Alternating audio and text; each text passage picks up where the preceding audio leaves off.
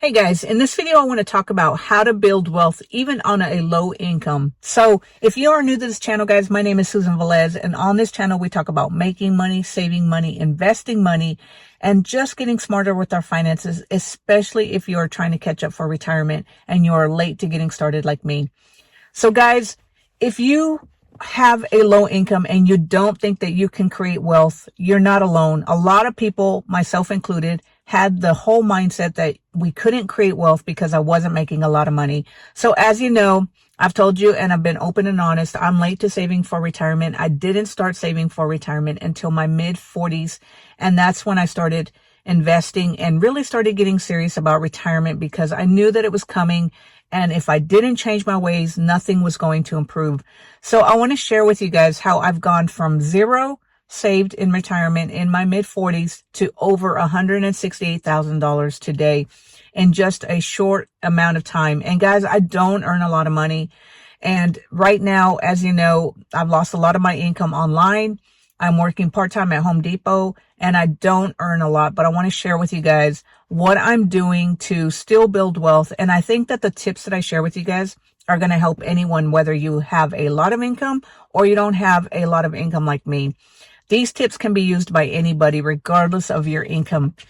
So I know there's a lot of resources online that will share with you guys how to build wealth on a low income. But guys, I want to share with you guys what I've been doing. So the first tip I have to share with you guys is you have to work on your mindset, because it's so easy for us to think and believe that we can't save money. We can't get started. Either we don't make a lot or it's too late or whatever it is. We always have a reason or an excuse of why we can't build wealth. Once you understand that you have to change your mentality, you have to change your behaviors, you have to change the way you act around money, then your whole mindset shifts, guys, because right now you're probably going through a behavior, or you're just living right now and you go to work, you get paid, you pay your bills, you buy stuff that you want, or you go grocery shopping, and maybe you're living paycheck to paycheck. Guys, I know, because that's what I used to do. We were like on a hamster wheel. We would go to work, we'd do the routine, go Monday through Friday, go to work, get paid every 2 weeks, and then we'd spend all the money and then wait till the next paycheck and then just do it all over again. It was like a vicious cycle that never changes. Nothing is going to change until your mindset, and not just your mindset, guys, but your behaviors around money has to change too. You have to start thinking of money differently. Yes, money is meant to help you pay bills, to put a roof over your head, put food on your table, but that's not the only purpose of money. You have to see money as a tool that when you buy assets like stocks, real estate, dividend stocks, whatever type of assets that build wealth for you, that money works harder for you than you will ever be able to do. If you continue going to work, working 40, 60 hours a week, or however many hours you work per week, and you don't buy assets that build wealth for you, you're never going to change your position in life. You're never going to have choices when the time comes to retire. You're never going to have any type of choices, and you're just going to have to rely on government assistance, guys. So you have to change your whole mindset and understand that you have to invest your money in order to buy assets so that you eventually have more freedom and more options. Number 2, guys, is to spend less than you earn. So as I say, guys, in the past, we always spent everything that we earned. When payday came, we'd go and spend it all. And then before we knew it, we were just on a vicious cycle of just working and living paycheck to paycheck, waiting for that next paycheck. If this is how you're living, guys, you have to create a budget. The budget is the best way to show you what's coming in and what's going out. I know I used to hate the word budget. My partner still hates the word budget. You can call it a spending plan, whatever you want to call it. You have to write down everything that you spend your money on. And if you don't have a budget, guys, it's very easy to spend more than you earn because you don't know where your money is going. And money, if you are like me, guys, whenever I have money, if I don't have a budget, then I turn around a week later and I say, where did I spend that money? And I have no clue where I spent that money. So you have to have a budget. That way you can keep track of what's coming in and what's going out.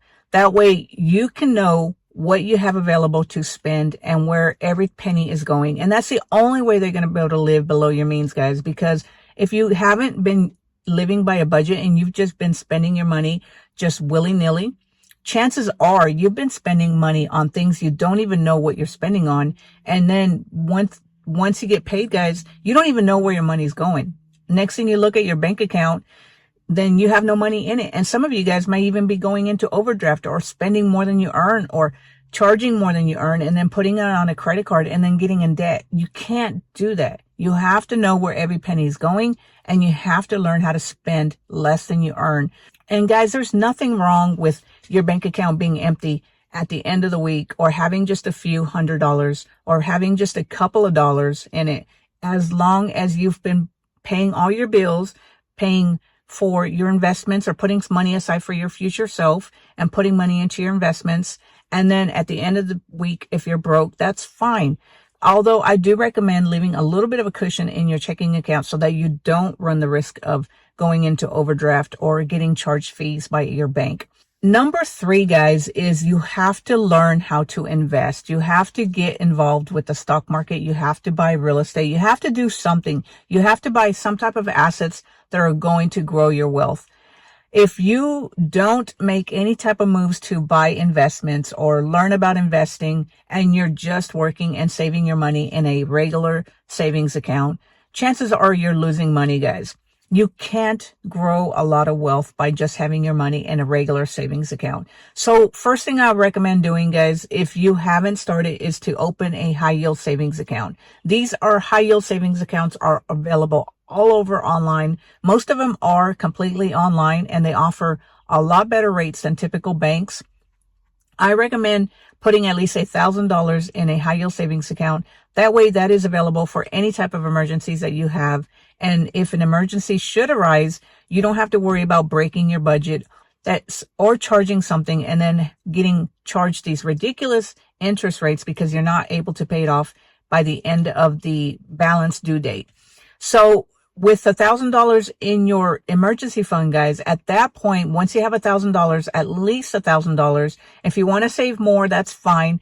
A lot of experts say that you should save at least 3 to 6 months of expenses. That way, if you lose your job, you'll at least have the expenses in your emergency fund that you can use to live off while you look for another job or find another source of income that you can rely on.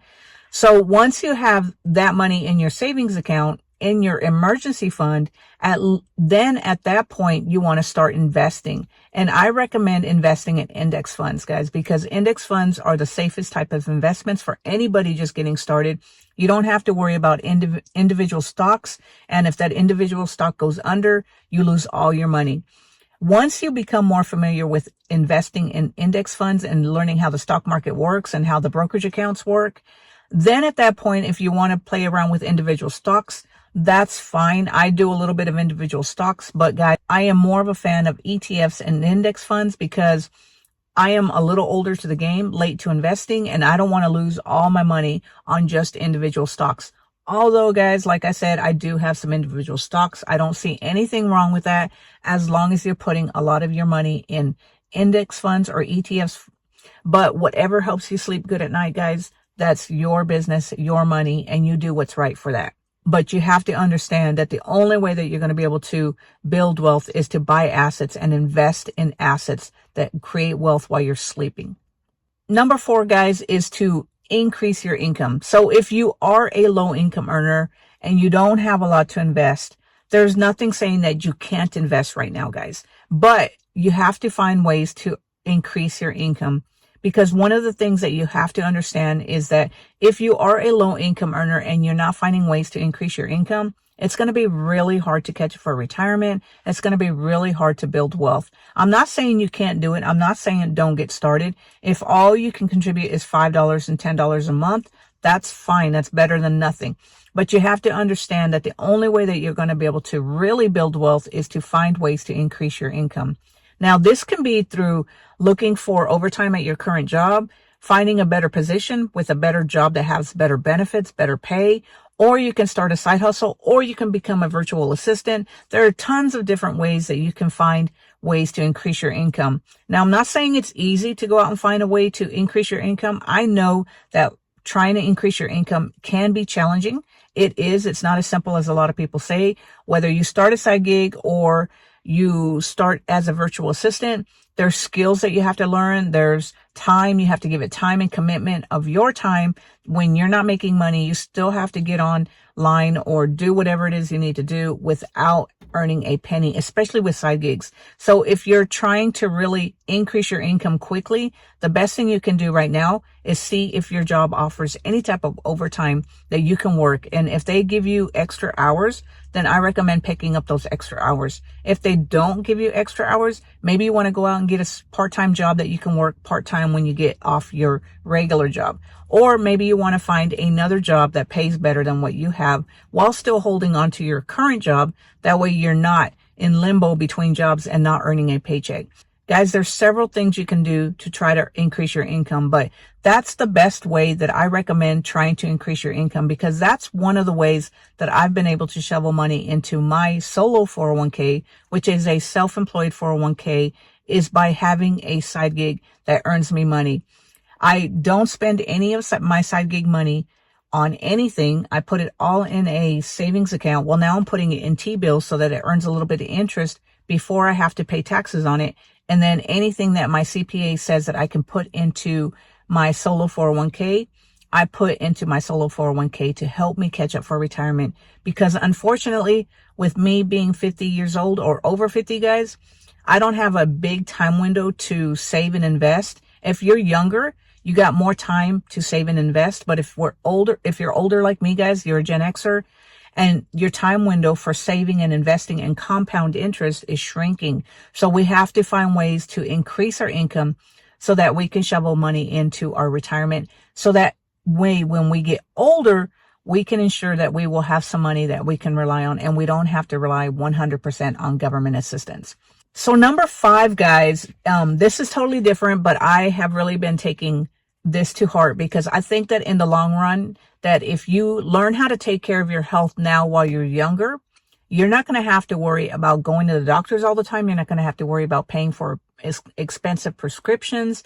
And overall, you're just going to feel better, guys, because it doesn't matter how much wealth you have. If you have not been taking care of your health and your health deteriorates, and you can't get out and do the things that you enjoy, then nothing is going to matter. It doesn't matter how much money you have, how much assets you have, how much wealth you have.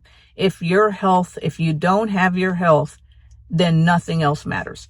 And not only that, guys, but not only is the life that you have, if your health is deteriorating, is your life is going to suck, but you're also going to have tons of medical bills. And we know how expensive medical care in the United States is. It's so expensive. So if you take care of your health right now, guys, while you're younger, then you're going to not have to worry so much about your regular health, your normal health when you get older. Now, I know things can happen. We can all get sick and there's nothing we can do. It's out of our control. But if you learn how to take care of your health through proper diet, through exercise, and portion size, guys, the foods that you eat, the portions, the amount of food that you eat, you learn how to take care of yourself while you're younger now, chances are you're not going to have to worry about running to the doctor all the time. You're not going to have to worry about those health problems that come from just not taking care of yourself, of the things that you can control right now. So guys, that's why I'm a huge fan of taking care of yourself, exercising every day. I try to walk at least 2 miles a day. I've really gotten into barefoot movement because I'm trying to work on my balance, trying to work on my alignment. And I'm not saying that that's the right path for you guys. That's the right path for me. So you need to find something that you enjoy doing health-wise, that it's going to improve your health and ensure that when you do get older, guys, that you can still move around, do the things that you want to do, and not have to run to the doctor every day. Like a lot of people that I know that are older and they're on all kinds of prescriptions, running to the doctor all the time because they are constantly dealing with ailments that they could have probably taken care of had they been exercising and taking care of their health when they were younger. So anyway, guys, let me know down in the comments below, do you have any other tips that we can use to build wealth if we are on a low income? And just a quick recap of the 5 things that you can do to build wealth on a low income, guys, is to work on your money mindset, spend less than you earn, start investing, find ways to increase your income, and work on improving your health. So guys, if you enjoyed this video, make sure you give it a thumbs up. Click on that subscribe button so that you can be notified whenever I put out a new video. And until next time, guys, take care of yourself and let's work on building our wealth so we can catch up for retirement. And I will talk to you later. Have a great day. Bye.